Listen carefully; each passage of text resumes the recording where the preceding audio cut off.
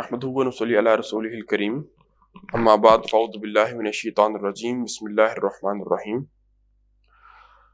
آمنوا باللہ ورسولہ وانفقوا مما جعلکم مستخلفین فیہ فالذین آمنوا منکم وانفقوا لهم اجر کبیر وما لکم لا تؤمنون باللہ والرسول يدعوکم لتؤمنوا بربکم وقد اخذ میثاقکم ان کنتم مؤمنین هو الذي ينزل على عبده آيات بينات ليخرجكم من الظلمات إلى النور فإن الله بكم لرؤوف رحيم وما لكم ألا تنفقوا في سبيل الله ولله ميراث السماوات والأرض لا يستوي منكم من أنفق من قبل الفتح وقاتل أولئك أعظم درجة من الذين أنفقوا من بعد وقاتلوا وكلا وعد الله الحسنى واللہ بما تعملون خبیر من ذا الذی یقرض اللہ قرضا حسنا فیضاعفہ لہ ولہ اجر کریم یوم تری المؤمنین والمؤمنات یسعی نورہم بین ایدیہم وبایمانہم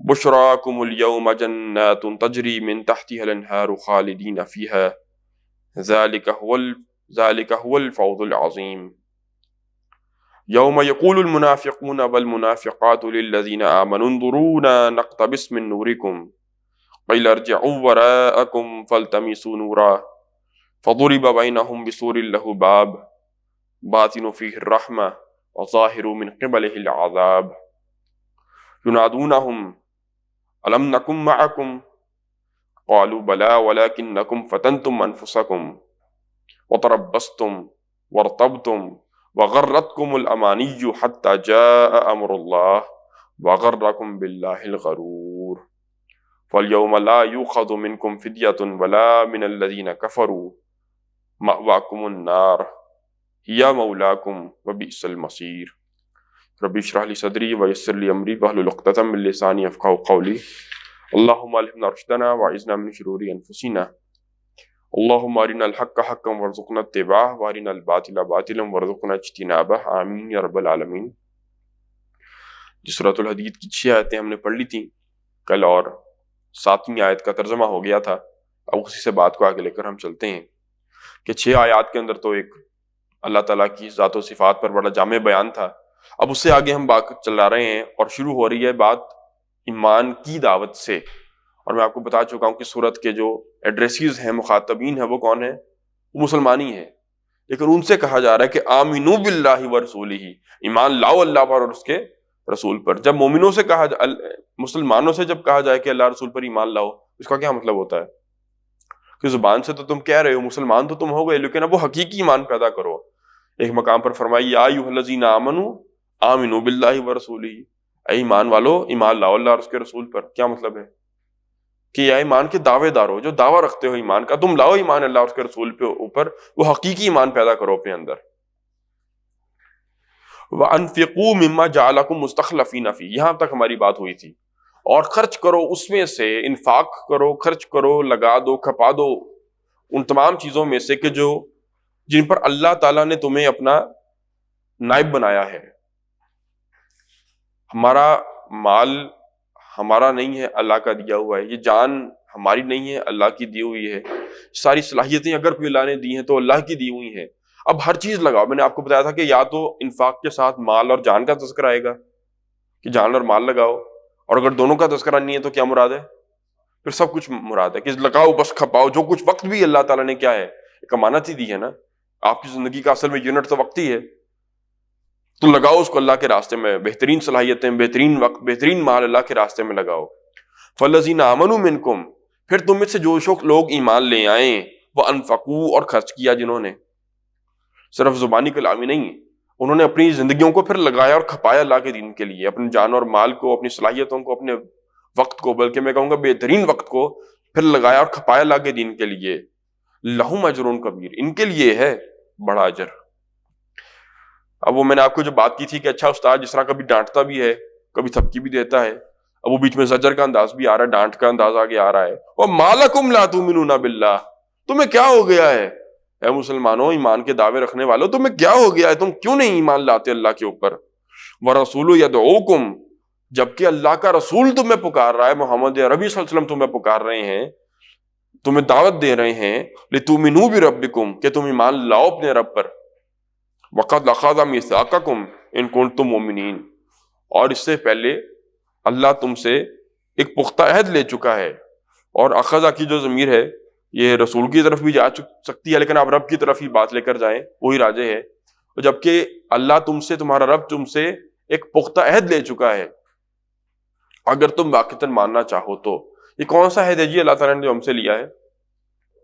قرآن مجید میں جس کا جو تذکرہ ہے وہ تو ہے عہد الست، کہ اللہ تعالیٰ نے عالم ارواح کے اندر تمام روحیں ان کو اکٹھا سامنے رکھ کر اور ان سے پھر پوچھا تھا. الست سورۃ الاعراف کے آخر میں تذکرہ ہے اس کا، الست بربکم قالوا بلا شہدنا. اللہ تعالیٰ نے پوچھا تمام روحوں سے، وہاں پر میں بھی تھا، آپ بھی تھے، جتنے لوگ آدم علیہ السلام سے چلتے چلے آ رہے ہیں اور آخری انسان تک جو آنے ہیں ابھی دنیا میں، سب کی روحیں موجود تھیں، گویا کہ میں اور آپ وہاں پر موجود تھے. اصل میں تو ہمارا جو اصل وجود ہے وہ تو ہم روحیں ہی ہیں نا، جسم تو چھوڑ کر ہم نے چلے جانا ہے اوپر. تو اللہ تعالیٰ نے ہم سے پوچھا الستو بربکم، بتاؤ تمہارا رب نہیں ہوں؟ تو قالوا بلا، سب نے کیا جواب دیا؟ کیوں نہیں پروردگار، شہیدنا، ہم گواہی دیتے ہیں. تو اللہ تعالیٰ نے فرمایا دیکھ لینا، بعد میں مکر نہ جانا کہ ہمیں پتہ نہیں تھا. تو یہ ہے وہ اصل میں میثاق جو ہماری روحوں نے اللہ تعالیٰ سے کیا ہے، میں نے اور آپ نے اللہ تعالیٰ سے کیا ہے. پھر اللہ تعالیٰ نے ہمیں زمین کے اندر بھیجا ہے امتحان کے لیے. هو الذی ينزل علی عبدہ آیات بینات، وہی ہے اللہ کہ جس نے نازل کی اپنے بندے صلی اللہ علیہ وسلم کے اوپر روشن آیات، واضح بین آیات. کیوں نازل کی؟ اب جب بھی آیت کے ساتھ نزول کا لفظ آ جائے تو اس سے مراد اب قرآن کی آیات ہوتی ہیں. آیت کا کئی مطلب ہو سکتا ہے، آیت نشانی کو بھی کہتے ہیں، آسمان و زمین میں بھی اللہ کی نشانیاں ان کو بھی قرآن آیت کہتا ہے، معجزے کو بھی قرآن آیت کہتا ہے. لیکن قرآن کی جو آیتیں ہیں یہ بھی آیتیں ہیں، لیکن جب آیت کے ساتھ نزول کا لفظ جڑ جائے، اب یہاں پر ینزل فعل آ گیا، نزل ینزل تنزیلا، تو اب یہاں پہ آیت سے مراد کیا ہے؟ قرآن کی آیات ہیں. ٹھیک ہے، یا پھر پڑھنے کا تلاوت کا لفظ جب آ جاتا ہے آیات کے ساتھ، تب بھی پھر قرآن کی آیات مراد ہوتی ہیں کہ انہیں کی تلاوت ہوتی ہے. ظاہر ہے وہی ہے جو اپنے بندے کے اوپر جس نے روشن آیات اتاری. اور یہ بھی ہم جانتے ہیں، آپ معجزے کا بھی ترجمہ کر لیں تو بہرحال محمد رسول اللہ صلی اللہ علیہ وسلم کو تو معجزہ بھی کیا ملا ہے؟ قرآن مجید ہی تھا. ٹھیک ہے، لیخرجکم من الظلمات الی النور. اللہ تعالیٰ نے کیوں اپنے بندے کے اوپر یہ آیتیں نازل کی؟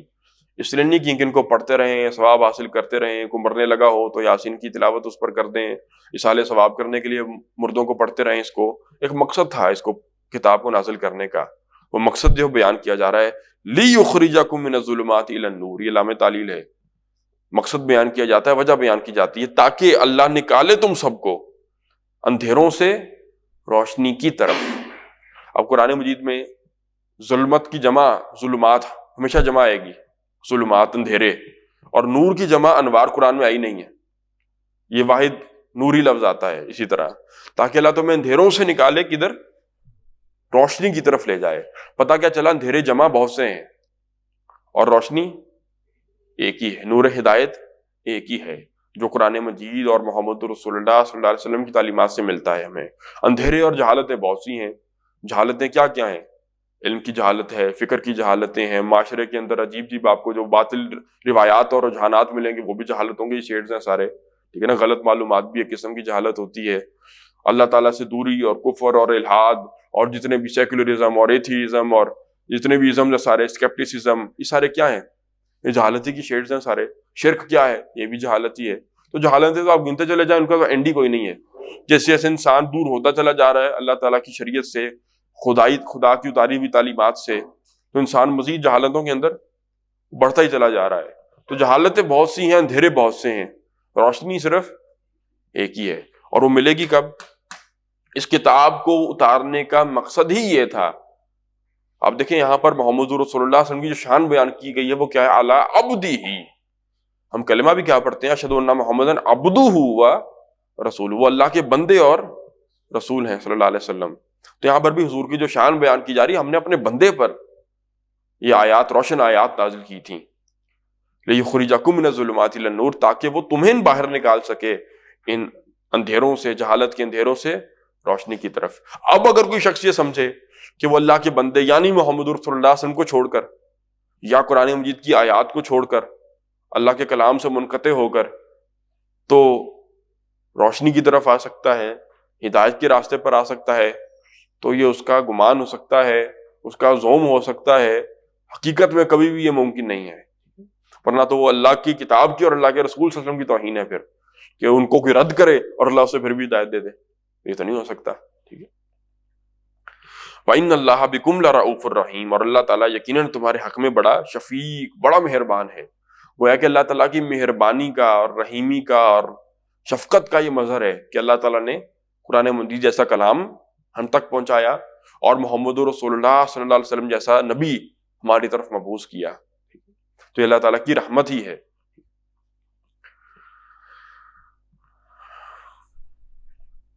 ہمارے سورہ بقرہ کے اندر ایک مقام پر بیان کیا گیا ہے کہ اکثریت جو لوگوں کی ہے وہ اللہ کی کتاب کو جانتی نہیں ہے. تو جب انسان قرآن کو نہیں پڑھتا، نہیں سمجھتا، تو مسلمان پھر بھی اپنے آپ کو وہ کہتا ہے، پھر وہ اپنے ذہن کے اندر وہ خلا پوری کرتا ہے کسی طرح سے، وہ روحانیت کی اور ہدایت کی وہ ایزیوم کر لیتا ہے، خود ہی سے تصور کر لیتا ہے کہ یہی باتیں ہوں گی اللہ کی کتاب میں.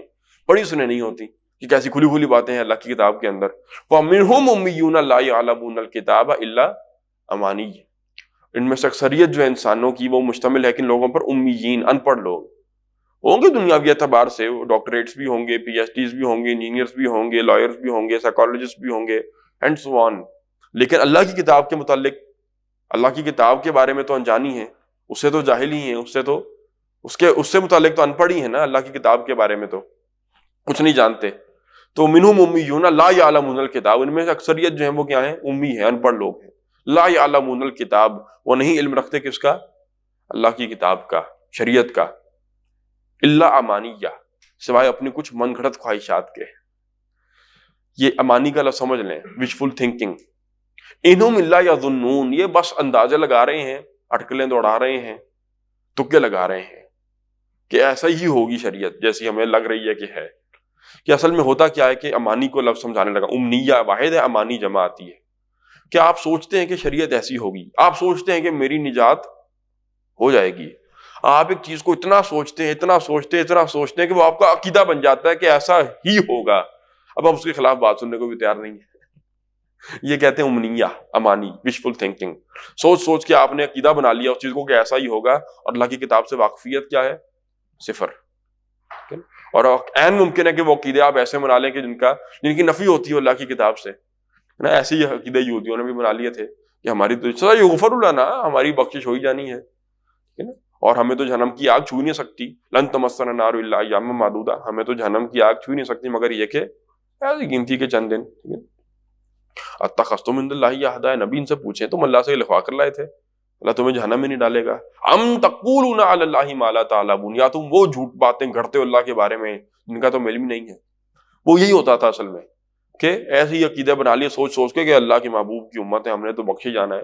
بنی اسرائیل نے یہ کچھ کیا تو یہ کچھ ہمارے ساتھ بھی ہوا. تو اب یہاں پر بات کیا ہوئی کہ اللہ نے قرآن نازل اس لیے کیا کہ تمہیں اللہ کے نبی نکالیں، یا اللہ تمہیں نکالے جہالت کے اندھیروں سے الی النور، روشنی کی طرف.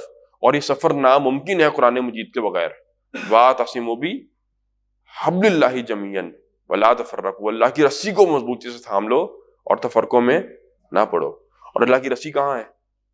قرآن مجید. حضور نے فرمایا صلی اللہ علیہ وسلم، ہوا حبل اللہ المتین وہو الذکر الحکیم وہو الصراط المستقیم.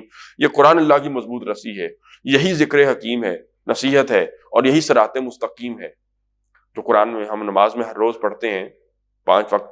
اہدنا الصراط المستقیم، زیادہ سیدھے راستے کی ہدایت دے. حضور صلی اللہ علیہ وسلم فرما رہے ہیں کہ وہ سیدھا راستہ کیا ہے؟ وہو الصراط المستقیم. قرآن ہی سیدھا راستہ ہے. اب قرآن آپ پڑھیں نا اور دعائیں کرتے رہیں کہ اللہ سیدھا راستہ دکھا دے، تو اسی طرح کی مثال ہے کہ کھانا پڑا ہو اور آپ دعائیں کرتے ہیں اللہ پیٹ بھر دے. تو کیسی حماقت ہے، بے وقوفی ہے کہ قرآن سامنے ہے اور آپ قرآن نہ پڑھیں لیکن دعائیں کرتے ہیں کہ اللہ سیدھا راستہ دے دے، اور آپ سمجھتے ہیں کہ قرآن کے علاوہ کہیں سے سیدھا راستہ مل جائے گا. اسی حدیث میں وہ پھر آگے الفاظ ہیں، فَمَنِ ابْتَغَى الْهُدَىٰ فِي غَيْرِهِ أَضَلَّهُ اللَّهُ. جس شخص نے اس کتاب کو چھوڑ کر، قرآن کو چھوڑ کر کہیں اور سے ہدایت حاصل کرنے کی کوشش کی، اللہ خود اس کو گمراہ کرے گا. وَمَا لَكُمْ أَلَّا تُنْفِقُوا فِي سَبِيلِ اللَّهِ، اور اے مسلمانوں کیا ہو گیا ہے تمہیں، تم خرچ کیوں نہیں کرتے؟ وہی زجر کا انداز ہے پہلے کیا تھا؟ وَمَا لَكُمْ لَا تُؤْمِنُونَ بِاللَّهِ، تمہیں کیا ہو گیا ہے، تم ایمان پختہ کیوں نہیں رکھتے اللہ پر؟ اور یہاں پر اب کیا ہے؟ وَمَا لَكُمْ أَلَّا تُنْفِقُوا فِي سَبِيلِ اللَّهِ، مسلمانوں کیا ہو گیا ہے، تم خرچ کیوں نہیں کرتے اللہ کے راستے میں، لگاتے کیوں نہیں ہو، کھپاتے کیوں نہیں ہو اپنے آپ کو، اپنا تن من دھن لٹاتے کیوں نہیں ہو اللہ کے راستے میں؟ وَلِلَّهِ مِيرَاثُ السَّمَاوَاتِ وَالْأَرْضِ، حالانکہ اللہ ہی کی میراث ہے آسمان، جو کچھ آسمانوں میں ہے اور زمین میں ہے۔ لفظی ترجمہ تو کچھ یوں ہوگا کہ آسمانوں اور زمین کی میراث اللہ ہی کی ہے۔ ہم آج دنیا میں ہیں، آج سے 20 40 سال 50 سال پہلے ہمیں سے کوئی بھی نہیں تھا، کچھ اور لوگ تھے دنیا میں یہ سامان برت رہے تھے، ان سے پہلے کوئی اور تھا، ان سے پہلے کوئی اور تھا، ہم مر جائیں گے تو کوئی اور آ جائے گا، 40 50 سال کی بات ہے، ہمیں سے کوئی بھی نہیں ہوگا دنیا میں، اس کے بعد اور آ جائیں گے، قیامت تک یہی سلسلہ چلے گا۔ پھر جب انسان ختم ہو جائیں گے پھر کیا ہے؟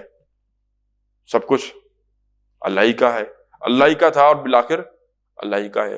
ہمیں پرکھنے کے لیے، جانچنے کے لیے اللہ تعالیٰ نے کچھ کھلونے پکڑا دیے ہمیں کہ اپنے اندر چھپا کے رکھتا ہے ان کو کہ میرا ہے، میں نے نہیں لگانا ہے، یا اللہ کے راستے میں ان کو لگاتا ہے، کس کے اندر وہ میں ہے اور کس کے اندر وہ میں نہیں ہے۔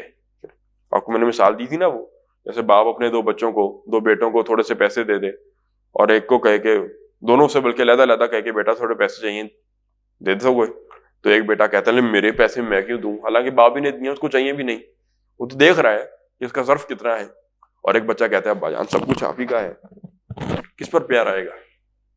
یہی ہے، اللہ تعالیٰ نے بس چار نکلی چیزیں ہمیں کچھ دے دی ہیں، ہم اسی کے اوپر اب سانپ بن کر بیٹھ گئے ہیں، فرعون بن کر بل کے بیٹھ گئے ہیں، تو میرا ہی ہے، میں کیوں کسی پر لگا دوں، میں کیوں کسی پر خرچ کر دوں، میں تکلیف میں بھی دیکھتے ہیں لوگوں کو، دین اس سے بڑی بے غیرتی اور کیا ہو سکتی ہے؟ آپ اللہ کے دین کو مغلوب دیکھیں اور کوئی آپ کی رگ نہ پھڑکے کہ میں کچھ کروں اس دین کے لیے، اللہ کے دین کے لیے، حالانکہ اللہ کو ضرورت نہیں ہے آپ کی، اللہ چاہے آنے واحد کے اندر اپنا دین غالب کرتے اور کر بھی دے گا، لیکن اللہ نے اسباب کی دنیا انسانوں کے لیے، الدنیا خلقت لکم وانتم خلقتم للآخرہ، حضور فرماتے ہیں صلی اللہ علیہ وسلم دنیا تمہارے لیے بنی ہے اور تم آخرت کے لیے بنے ہو۔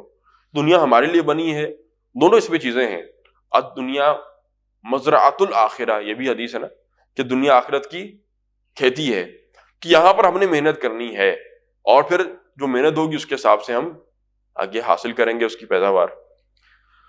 تو لگاؤ، مسلمانوں کیا ہو گیا، خرچ کیوں نہیں کرتے تم اللہ کے راستے میں، حالانکہ اللہ ہی کی ہے آسمان و زمین کی کل وراثت، تمہارا تو کچھ بھی نہیں رہ جانا یہاں پر، سب کچھ تم نے یہیں پر چھوڑ کر جانا ہے۔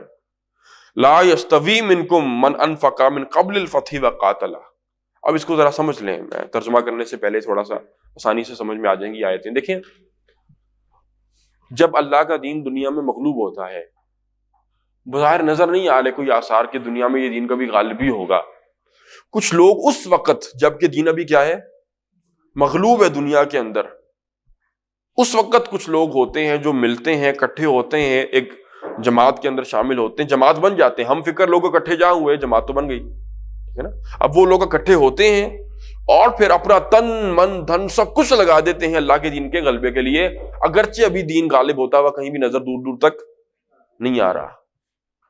مکہ کے اندر 100 لوگ اکٹھے ہوئے کہ اسلام پوری دنیا پر ہم نے غالب کرنا ہے، عقل مانتی ہے اس بات کو؟ نہیں مانتی، لیکن وہ اکٹھے ہو گئے۔ اب آگے چلیں، ذرا فاسٹ فارورڈ مدینہ کے اندر آ جائیں، غزوات ہو گئیں، آگے چلیں، بدر ہو گئی سن 2 کے اندر، احد ہو گئی سن 3 کے اندر، سن 5 میں غزوہ خندق بھی ہو گئی، پھر صلح حدیبیہ ہو گئی 6 کے اندر، سن 8 میں فتح مکہ ہو گئی۔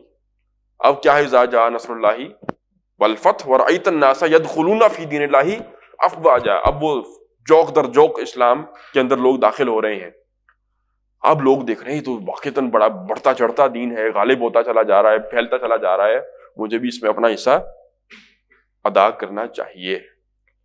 اب وہ دیکھتے ہیں کہ بھئی حق تو یہی ہے، دنیا کے اندر اسلام غالب آتا نظر آ رہا ہے، اب وہ لوگ اپنا مال بھی لگاتے ہیں اور اپنی جان بھی لگاتے ہیں، بھی ہم بھی حاضر ہیں اس دین کے لیے، ایک ابھرتی ہوئی طاقت ہے۔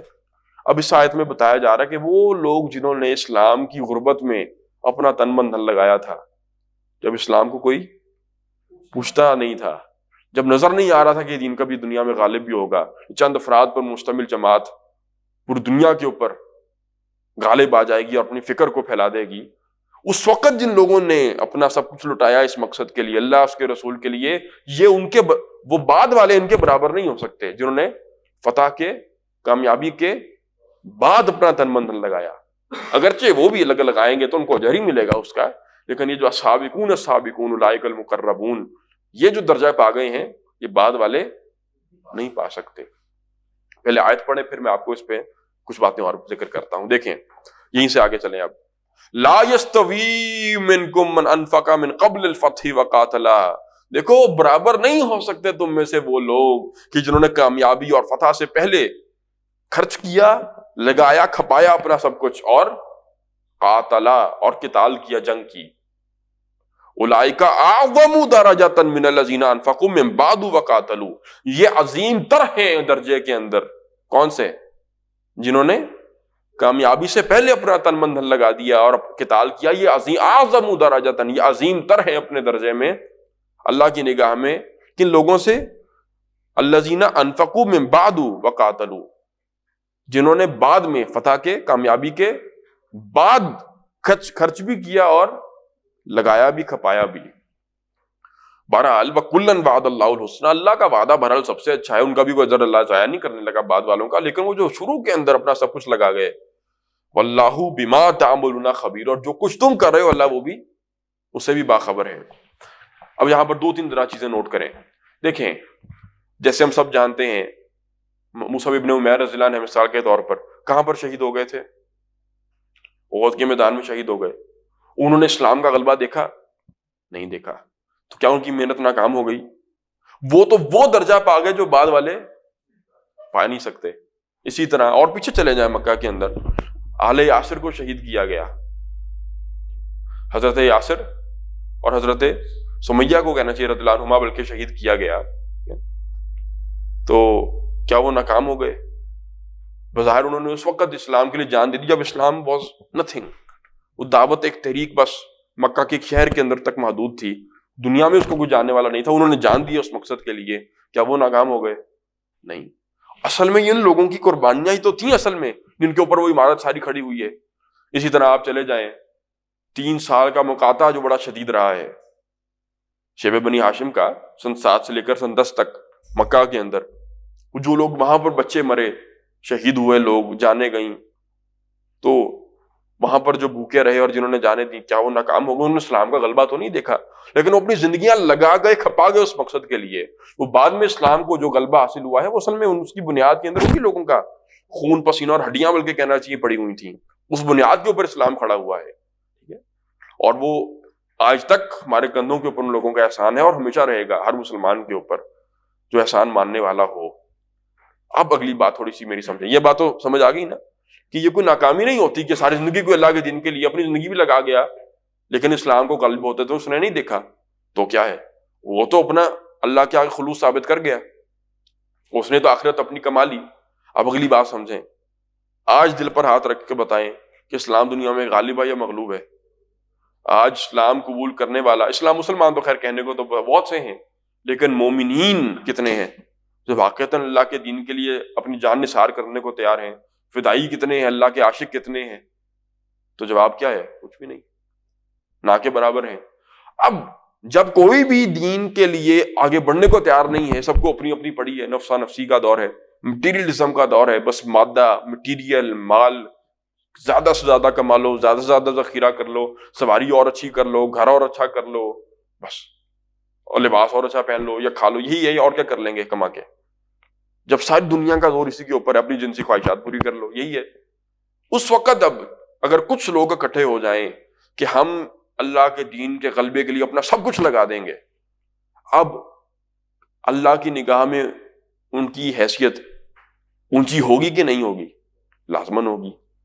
اور کل کو اسلام غالب ہونا ہے، وہ تو محمد عربی صلی اللہ علیہ وسلم پیشن گوئیاں سنا گئے ہمیں ساری، اسلام تو غالب ہر گھر میں داخل ہونا ہے، اسلام ایک گلوبل سسٹم قائم ہوگا اسلام کا قیامت سے پہلے وہ ہو نہیں سکتا کہ قیامت آ جائے اور اللہ کا دین غالب نہ ہو۔ یہ باتیں میں پھر نہیں کروں گا، سورۃ الصف میں، سورۃ الجمعہ میں ہم تفصیل کے ساتھ کر چکے ہیں نا، تو وہ ہونا ہے سارا کچھ، وہ سارے ادوار حضور نے گنوائے، 5واں دور پھر آئے گا، ثم تکونوا خلافۃ علی منہاج النبوہ، یہ سب کچھ ہونا ہے۔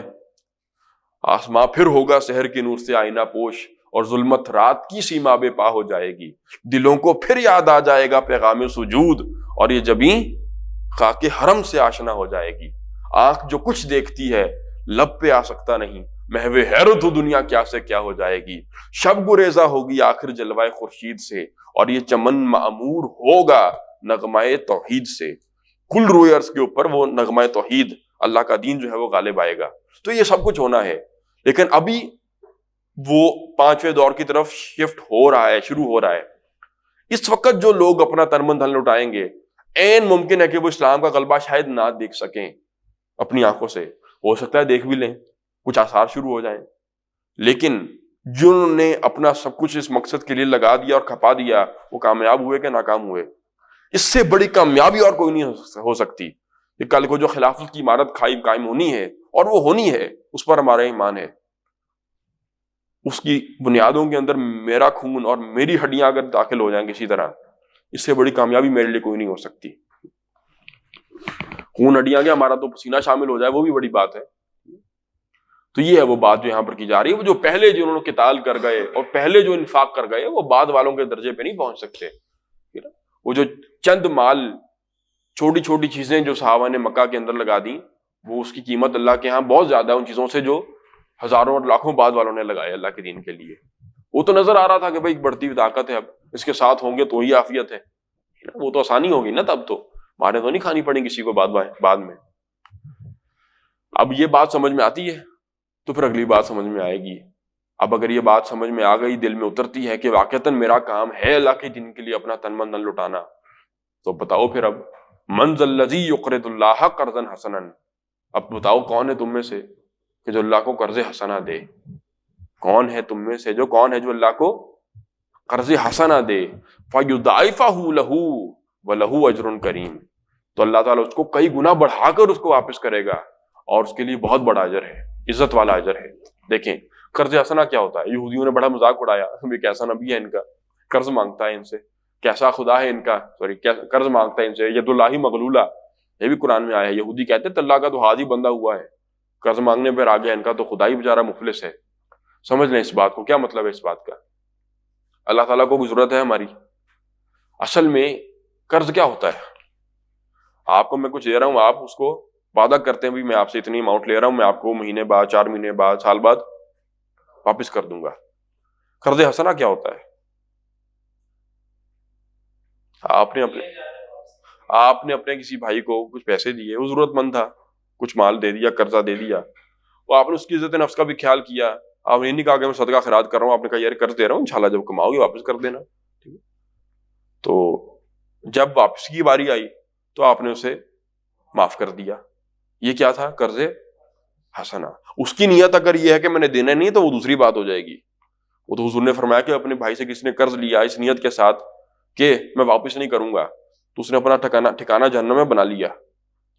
ہاں، دینے والا یہ کہے کہ میں اسے لوں گا ہی نہیں، ٹھیک ہے نا، یہ کیا ہو جاتا ہے؟ قرض حسنہ۔ اللہ تعالیٰ کیا فرما رہے ہیں کہ تم اپنا جان اور مال جو میرے دین کے لیے لگاؤ گے اور کھپاؤ گے تو میں تمہارا احسان نہیں رکھوں گا، میں کیا کر دوں گا؟ سارا واپس کر دوں گا۔ یہ قرض حسنہ ہے۔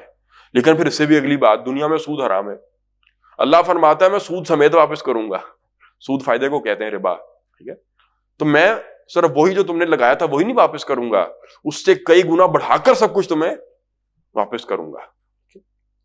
کہ ہاں یہ ہے کہ اب اس کا انتظار، یقین ہو پھر کہ جو لگا رہا ہوں وہ واپس بھی ملے گا اور اسے بڑھ چڑھ کر واپس ملے گا۔ ہمارا مٹیریلسٹک ذہن کیا کہتا ہے؟ وہ محاورہ ہے، نو نقد نہ تیرا ادھار، یہ دستی مل جائے بے شک تھوڑا مل جائے۔ دین کا کیا تقاضا ہے، اللہ تعالیٰ کے کیا دین کا کیا مطالبہ ہے کہ ابھی لگا دو، بہت زیادہ اس سے ملے گا، تمہارے تصور سے بھی زیادہ ملے گا، لیکن مرنے کے بعد وہ جو اصل زندگی ہے اس میں ملے گا، ٹھیک ہے؟ وہ جو قرآن میں ہے نا، یا لیتنی، وہ سورہ فجر کے اندر، قدمت لی حیاتی ویقول یا لیتنی قدمت لی حیاتی، بندہ کہے گا قیامت کے دن کاش کہ میں نے اپنی زندگی کے لیے کچھ آگے بھیجا ہوتا۔ اور وہ جو حیاتی کی آئے متکلم ہے یہاں پر، وہ بڑی معنی خیز ہے۔ آپ تصور کریں ذرا، قیامت کے دن ایک انسان کھڑا ہے، وہ جنت جہنم کو دیکھ چکا ہے، اب میرے ساتھ کیا ہونی ہے اس کو اندازہ ہے، اور وہ کہے گا کہ اے کاش کہ میں نے اپنی زندگی کے لیے کچھ آگے بھیجا ہوتا۔ اب وہ اپنی زندگی کس کو کہہ رہا ہے؟ آخرت کی زندگی کو۔ اس کو سمجھ آ گیا کہ اصل زندگی تو میری یہ تھی، میں اسی کو اصل سمجھتا رہا۔ اب وہ حسرت ہوگی، ٹھیک ہے نا، یا حسرتاً علی العباد، لیکن فائدہ کچھ نہیں اس حسرت کا۔ اب بات تو تب ہے کہ دنیا میں انسان بالغائب بغیر دیکھے اللہ پر ایمان لائے اور سب کچھ لگائے. وہ جو عیسیٰ علیہ السلام کا باز آتا ہے، بڑا مشہور باز ہے، پہاڑی کا باز، سرمن آف ماؤنٹ، اس کے الفاظ ہیں کہ دیکھو تم اپنا مال دنیا میں ذخیرہ کرتے ہو، اکٹھا کرتے ہو، جہاں پر چوری کا اندیشہ بھی رہتا ہے اور کیڑا لگنے کا اندیشہ بھی رہتا ہے. دیکھو میں تمہیں سچ کہتا ہوں، تم اپنا مال وہاں پر ذخیرہ کرو، وہاں پر خرچ لگاؤ، اکٹھا کرو جہاں پر نہ تو چوری کا اندیشہ ہے اور نہ خراب ہونے کا، کیڑا لگنے کا اندیشہ ہے. اور جہاں پر انسان کا مال ہوتا ہے وہیں پر اس کا دل ہوتا ہے، کیونکہ ہمارا سارا ہی محنت دنیا کے لیے ہے، قربانیاں دنیا کے لیے ہیں، تو دل بھی کہاں لگا ہے؟ سارا دنیا میں لگے گا. جس کی محنت آخرت کے لیے ہوگی، جس کا مال آخرت کے لیے لگے گا اور اس کو یقین ہے کہ یہ اللہ کے اکاؤنٹ میں میں نے لگا دیا، اب یہ واپس ملنا ہے مجھے اور کئی گنا بڑھ کر سود سمیت ملنا ہے، تو کیسے ہو سکتا ہے کہ وہ محنت نہ کرے، اس کے لیے نہ کوشش کرے؟ یہ ہے قرض حسنہ کا کانسیپٹ. کچھ آئی سمجھ بات کہ اللہ آخرت پر یقین کرتے ہوئے اللہ کے دین کے لیے جو کچھ آپ لگا رہے ہیں، گویا کہ وہ آپ، اللہ کہتا ہے وہ احسان نہیں رکھ گا کسی کا، میں واپس کروں گا، سود سمیت واپس کروں گا. من ذا الذی یقرض اللہ قرضا حسنا، اب کون ہے جو اللہ کو قرض حسنہ دے؟ فیضاعفہ لہ، تو اللہ اس کو کئی گنا بڑھا کر اس کو دے گا. ولہ اجر کریم، ایک تو اس کا بدلہ ہے جو اللہ دے گا، اسے بڑھا کر واپس کرے گا، اور اجر کریم، اور بڑی عزت کی روزی ہے، جس کو حضور نے فرمایا کہ اللہ فرماتا ہے، حدیث قدسی ہو گئی نا، اللہ کے نبی صلی اللہ علیہ وسلم فرماتے ہیں کہ اللہ تعالیٰ فرماتا ہے اعددت لعبادی الصالحین ما لا عین رأت ولا اذن سمعت ولا خطر علی قلب البشر، کہ میں نے اپنے نیک بندوں کے لیے وہ کچھ تیار کر کے رکھا ہے جو نہ کسی آنکھ نے کبھی دیکھا، نہ کسی کان نے کبھی سنا، اور نہ ہی کبھی کسی دل پر سے اس کا خیال تک گزر سکا. اللہم ربنا جلنا منہم، اللہ ہمیں ان نیک لوگوں میں سے بنائے کہ جن کو یہ سب کچھ ملے گا. اجر کریم، اور بہت کچھ ہے جو انسان تصور بھی نہیں کر سکتا تو اللہ تعالیٰ دے گا اپنے ان لوگوں کو کہ جنہوں نے دنیا کا مقابلہ کر لیا، دنیا کے تانے سن لیے، دنیا کی مخالفت برداشت کر لی، لیکن اللہ کے دین کو نہیں چھوڑا. فطوبی للغرباء، آئی نا حدیث ان کے اندر اللہ کے نبی صلی اللہ علیہ وسلم نے فرمایا کہ بدأ الاسلام غریباً، اسلام کی ابتدا ہوئی تھی اجنبیت کے عالم میں، کہ کوئی پوچھنے والا نہیں تھا اسلام کو. وہ الفاظ جو ہیں آپ کے سورۃ تطفیف کے اندر، اذا مروا بہم یتغامزون، جب مسلمانوں کے پاس سے گزرتے تھے تو کنکھیوں میں اشارہ کرتے تھے، جا رہا ہے موحد، جا رہا ہے مسلمان، جا رہا ہے، مذاق اڑاتے تھے. تو اسلام کی اجنبیت کا عالم تھا. پھر حضور فرماتے ہیں کہ اسلام کی ابتدا تو ہوئی تھی اجنبیت سے، لیکن فسیعود، ان قریب وہ پھر سے لوٹ جائے گا اپنی اسی اجنبیت کے عالم کے اندر. فطوبی للغرباء، تو بس خوشخبری ہے ان لوگوں کے لیے جو اسلام کی اجنبیت کے اندر گم ہو جائیں، اپنے آپ کو اجنبی بنا لیں دنیا کے لیے، لیکن اسلام کو نہ چھوڑیں. ٹھیک ہے نا، تو ان کے لیے خوشخبری ہے. آج وہ دور پھر سے آ گیا ہے، لیکن آج جو اللہ کے دین کو تھام لے گا، اللہ کے نزدیک اس کا مقام بھی پھر بہت اونچا ہوگا. جب پوری دنیا فسق اور فجور کے اندر اور نافرمانیوں کے اندر اور گندے اور غلیظ کاموں کے اندر لگی ہوئی ہے، وہاں پر کوئی انسان تہیہ کرے کہ نہ صرف کہ اپنے اس وجود کے اوپر اللہ کا دین نافذ کروں گا، بلکہ اس کو اپنے معاشرے میں، اپنے گھر میں اور دنیا کے اندر قائم کرنے کے لیے اپنا سب کچھ لٹا دوں گا، لگا دوں گا، کھپا دوں گا، تو اللہ کی نگاہ میں اس کی عزت ہوگی کہ نہیں ہوگی؟ بلکہ آج کے دور میں تو اللہ کا ولی بننا زیادہ آسان ہو گیا ہے، معیار جو اتنا گر گیا ہے نیچے انسانیت کا. یوما، اب وہ ڈائریکٹ جس نے اب اس پر یقین کرتے ہوئے، اب دیکھیں ربط بڑا خوبصورت ہے آیات کا، پہلے والے بعد والے فتح سے بعد جنہوں نے سب کچھ کھپایا لگایا، وہ پچھلوں کے برابر نہیں ہو سکے. وہ سبقت لے گئے پچھلے والے، تو آج موقع ہے، آپ سبقت لے کر جا سکتے ہیں، میں سبقت لے کر جا سکتا ہوں. پھر اگر دل مانتا ہے تو پھر لگاؤ. اللہ کے راستے میں کون ہے جو اللہ کو قرض حسنہ دے؟ اب اگلی بات، اب جنہوں نے قرض حسنہ دے دیا، اب ان کا نقشہ ہے جو قیامت کے اندر کھینچا جا رہا ہے. دیکھیں قیامت کا لفظ بڑا دلچسپ لفظ ہے. قام یقوم قیامتن، کسے کہتے ہیں قیام؟ Standing, the day of standing، یوم القیامہ، جس روز کھڑے ہونا ہے. 50,000 سال صرف کھڑے ہونا ہے. دنیاوی زندگی کیا ہے؟ 50 60 70 سال کی. اس روز 50,000 سال صرف کھڑے ہونا ہے اللہ کے سامنے، اور لوگ دعائیں کریں گے کہ کاش کہ اللہ جلدی جلدی ہمارا حساب لے، بے شک جہنم کا فیصلہ ہو، جنت کا ہو. یہ جو اذیت ہے، جس کو کہتے ہیں نا سورج سوا نیزے کے اوپر ہوگا، ظاہر محاورتاً کہا جاتا ہے، لیکن وہ جو تپش ہوگی، حدیث میں تو ہے نا، کوئی سایہ نہیں ہوگا اس دن، جسم پر لباس نہیں ہوگا، نفسا نفسی کا عالم ہوگا، افازاری اور تکلیف اتنی ہوگی انسان کا وقت ختم ہو، یہ وقت ختم ہوگا، حساب ہو، جہنم میں جانا ہے جہنم میں جاؤں، جنت میں جانا ہے جنت میں جاؤں، لیکن یہ وقت آزمائش ختم ہو کسی طرح سے، یہ تکلیف ختم ہو میری. یوم القیامہ. ہم اتنا اصل میں اس لفظ کو عام بولتے ہیں کہ اس کی جو کیفیت ہے اس پر غور ہی نہیں کرتے ہم. بس عادت ہوگی زبان سے سننے کی، کانوں سے سننے کی، زبان سے بولنے کی. یوم القیامہ کبھی تصور کریں اس کو، کھڑے ہونے کا دن، دا ڈے آف اسٹینڈنگ. 50,000 سال اور رات نہیں آئے گی، وہ یوم ہی یوم ہے، صرف لیل نہیں ہے اس میں کوئی، وہ دن ہی دن ہے. 50,000 سال اور اللہ کے سامنے کھڑے ہونا ہے انتظار میں کہ اب میرا حساب ہوگا، اب میرا حساب ہوگا، اب میرا حساب ہوگا. اب بعد میں آپ کو اور بتانے لگا تھا، اب کئی مراحل ہیں اصل میں. اردو میں ہم جن کو کٹھا قیامت کہہ دیتے ہیں، اس دنیا نے ختم ہونا ہے. اذا زلزلت الارض زلزالها، ابھی سنا آپ نے قیام نماز کے اندر بھی، وہ بھی ایک مرحلہ ہے جب زمین نے ختم ہونا ہے. اس کے بعد ریزرکشن ہے، بعثت ہے، پھر سے اللہ تعالیٰ سب کو زندہ کرے گا، پھر وہ کھڑے ہوں گے، پھر حساب کتاب ہوگا. پھر انہی مراحل میں سے ایک مرحلہ ہے جسے ہم پل صراط کہتے ہیں. یہ فارسی اور اردو کا ایک مجموعہ ہے لفظ. پل فارسی میں کس کو کہتے ہیں؟ راستے کو. اور صراط عربی میں کسے کہتے ہیں؟ راستے کو. تو پل صراط کا ترجمہ تو ہوگا راستہ راستہ، لیکن یہ ایک کیفیت ہے جس کو حدیث میں بھی بیان کیا گیا ہے اور 2 مقامات اور قرآن میں بھی بیان کیا گیا ہے. ایک تو وہی ہے جو پڑھنے لگے ہیں بڑی تفصیل کے ساتھ یہاں پر ہے سورۃ الحدید میں، اور اجمالاً ذکر ہوا ہے اس کا سورۃ التحریم میں. یہی 10 صورتوں کا سیٹ ہے نا. سورۃ الحدید میں شروع میں اس کا تذکرہ ہے اور پھر آخری سورۃ تحریم میں اس میں بھی اس کا تذکرہ ہے، وہ اجمالاً ہے ذرا. اب وہ پل صراط ہے کیا؟ اصل میں ایک راستہ ہے جہاں سے سب کو گزرنا ہے. اولیاء اللہ کو بھی گزرنا ہے، انبیاء کو بھی گزرنا ہے، فاسقوں اور فاجروں کو بھی وہیں سے گزرنا ہے. لیکن وہاں پر سیگریگیشن ہو جائے گی، کافروں کی اور مسلمانوں کی، اور اسی کے نیچے کہتے ہیں کہ جہنم ہے. تو ایک دفعہ ہر شخص دیکھ لے گا، وہ جو قرآن مجید میں ہے نا، لَتَرَوُنَّ الْجَحِيمَ سورۃ تکاثر کے اندر، تم سب کے سب لازماً جہنم کو دیکھو گے.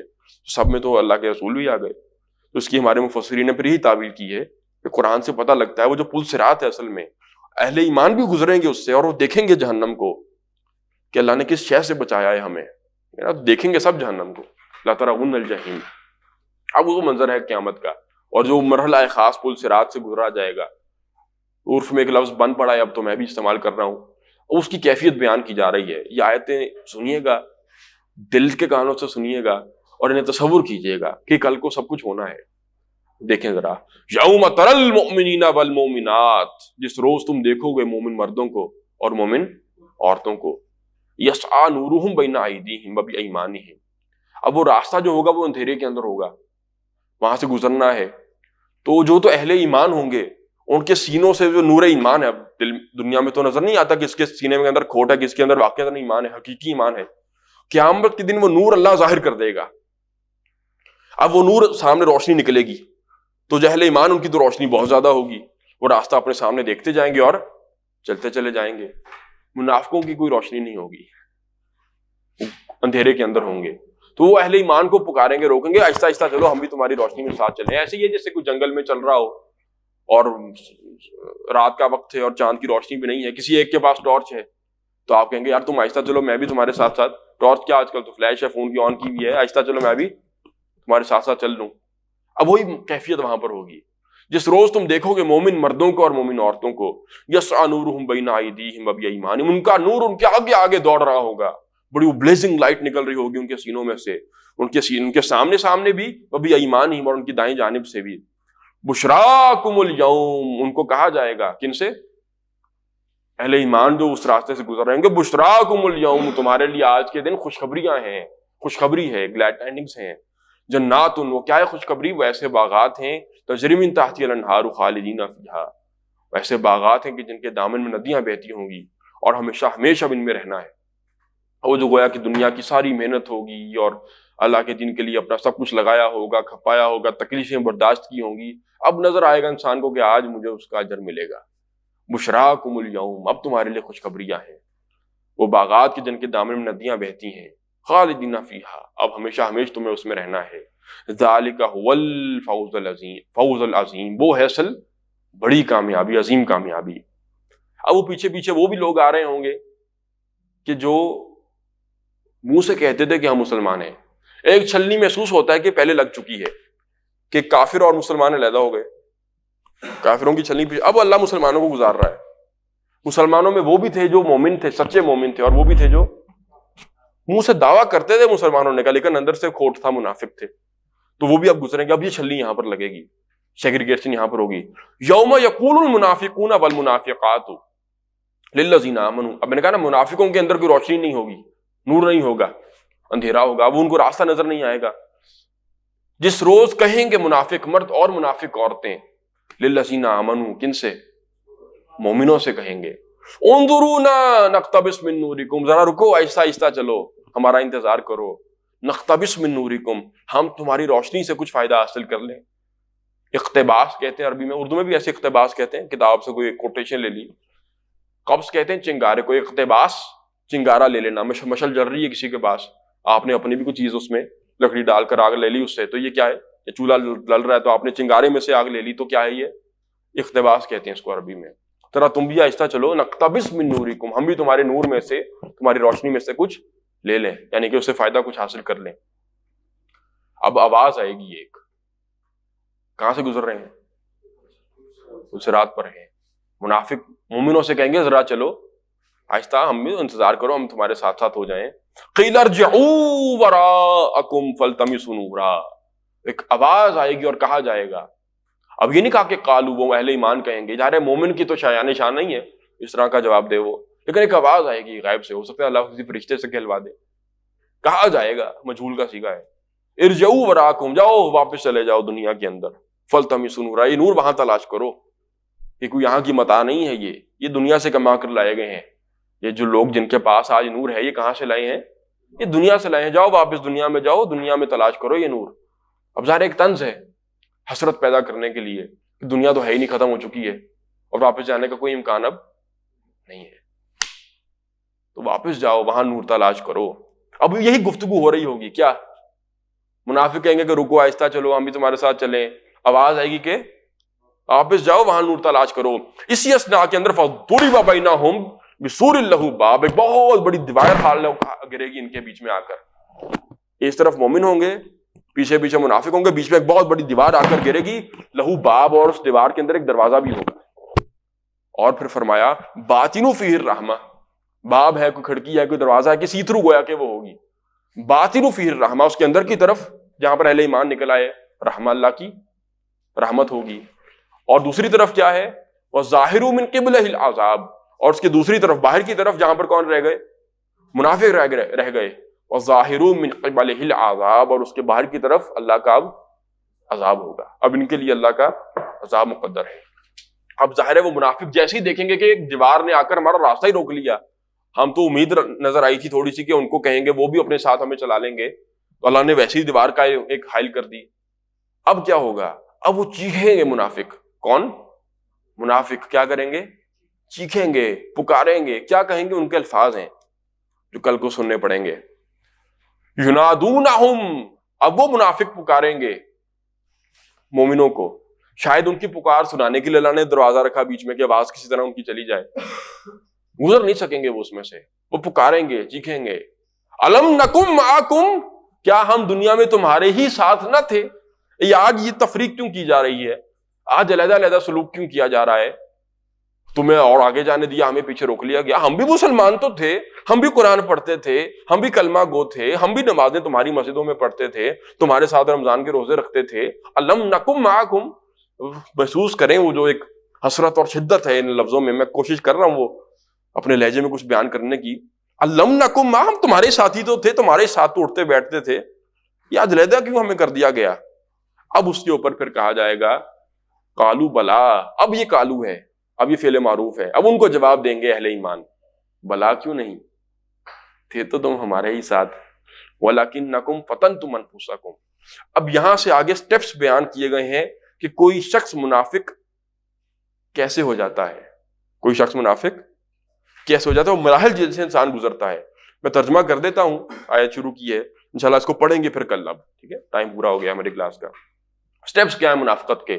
وَلَكِنَّكُمْ فَتَنْتُمْ أَنفُسَكُمْ, ٹھیک ہے مسلمان تھے, کلمہ گو تھے, دین کی طرف آئے, نمازیں پڑھتے تھے, روزے رکھتے تھے, لیکن تم خود منافق کیسے بنے؟ اب نوٹ کریں, پہلا سٹیپ کیا ہے؟ تم نے اپنے آپ کو خود فتنے میں ڈالا. فتنہ کیا ہے؟ انما اموالکم اولادکم, دنیا کی محبت تم نے زیادہ ہونے دی کس کی محبت سے؟ اللہ اور اس کے رسول کی محبت سے. محبت تم نے خود غالب آنے دی اپنے دل کے اندر. تو یہ پہلے فتنے میں اپنے آپ کو تم نے خود ڈالا. اللہ کے رسول کی محبت، اللہ رسول کی محبت پیچھے رہ گئی. پھر کیا ہے؟ وَتَرَبَّصْتُمْ، پھر تم انتظار میں پڑ گئے. اجی ابھی تو میں اسٹوڈنٹ ہوں، ذرا ڈگری پوری ہو جائے تو کریں گے دین کا کام. ڈگری ہو گئی، ابھی ذرا میں سیٹل ہو جاؤں، جاب ہو جائے یا کاروبار چل پڑے، پھر کریں گے دین کا کام. ہو گیا سب کچھ، ابھی ذرا شادی ہو جائے، پھر کریں گے دین کا کام. پھر ابھی ذرا بچے ہو جائیں، یہ وہ گھر کے معاملات ہیں، پھر کریں گے. ابھی بچوں کے اسکول ہیں، پھر بچے بڑے ہو گئے، وہ جی بچیوں کے ہاتھ پیلے ہو جائیں، پھر کریں گے دین کا کام. پھر سارے کاموں سے فارغ ہو کے رہتا کیا پیچھے پلے بندے کے؟ کچھ بھی نہیں. تربیہ تربص، منتظر رہنا، انتظار میں پڑے رہنا. اب کریں گے، اب کریں گے، وہ اب نہیں آتی کبھی بھی. یہ پہلا سٹیپ رہیں گے، یہ دوسرا سٹیپ ہے. پہلے اصل میں کیا تھا؟ دنیا کی محبت آپ نے اپنے اوپر خود سوار کی ہے. اگلا سٹیپ یہ آتا ہے کہ پھر انسان جب دنیا غالب آئے جی اصل میں دیکھ کریں گے. انکار نہیں ہم کرتے، کرنے کا کام ہے، انشاءاللہ ہم بھی کریں گے. بس ذرا یہ معاملات کچھ اپنے سیدھے کر لیں. وہ ہوتے ہی نہیں ہے سیدھے. ٹھیک ہے، پھر تم تربص میں پڑ گئے. ورتبتم، اگلا سٹیپ کیا ہوتا ہے پھر؟ جب ایک وقت گزر جاتا ہے اور انسان اللہ کے دین کے مطالبات کو اگنور کرتا رہتا ہے، پھر شک میں، ارتیاب میں، ریب میں مبتلا ہو جاتا ہے. ورتبتم باب افتعال سے ارتاب یرتاب ارتیابن، پھر تم شک میں پڑ گئے. یہ جی ایسے یہ فنڈامنٹل اس قسم کے اور انتہا پسندانہ تصورات ہیں دین کے. آپ اپنی نمازیں پڑھیں روز رکھیں، وہ کافی ہوتا ہے. اتنے اجتماعیت میں شامل ہو جانا، ایک جماعت اور اللہ کا دین اور اقامت دین الہی کلمت اللہ، یہ سارے کام یہ ایسے ہی انتہا پسندانہ تصور ہے دین کے. ضروری نہیں ہے چیزیں. یہ کیا ہے؟ اب انہیں مطالبات کو لے کر اب کس میں پڑ گئے؟ بولیں، شک میں پڑ گئے. ورتبتم، شک میں پڑ گئے. وغرتکم الامانی، اور تمہیں خوب دھوکہ دیا تمہاری، وہی امانی کا لفظ آ گیا. ابھی آیت سنائی تھی نا، ومنہم امیون لا یعلمون الکتاب الا امان، وہی امنیہ کی جمع. اور تمہیں خوب دھوکہ دیا تمہاری من گھڑت خواہشات نے، تمہاری وشفل تھنکنگ نے.